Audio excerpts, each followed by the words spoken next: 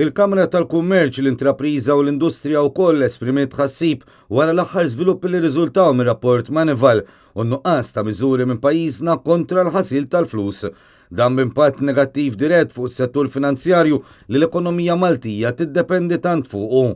Il-Kamra tal-Kummerċ tinsab inkwetata wara rating fqir fejn pajjiżna falla f'9 minn 11 il-qasam, ħafna minnhom miżuri kontra l-ħasil tal-flus. Il-Kumitat li għamel il-rapport li jirrapporta direttament lill kumitat tal-Ministri tal-Kunsil tal-Ewropa ilu jistudja l-proċessi użati f'Malta mill-bidu tal-2018. Fis-qarija l-Kamra qalet li għalkemm l-informazzjoni għadha mhix uffiċjali u jgħat m'għandix aċċess għaliha, tħoss li għandha tinnota xi punti fost l-oħrajn kif pajjiżna irridu naraw li nkunu pass il quddiem din l-isfida internazzjonali. Il-Kamra qalet li dawn il-perċezzjonijiet qed ikunu ta' pis fuq l-investiment dirett barrani u għaldaqstant u importanti li jkunu indirizzati il-kwistjonijiet imsemmija f'dan ir-rapport.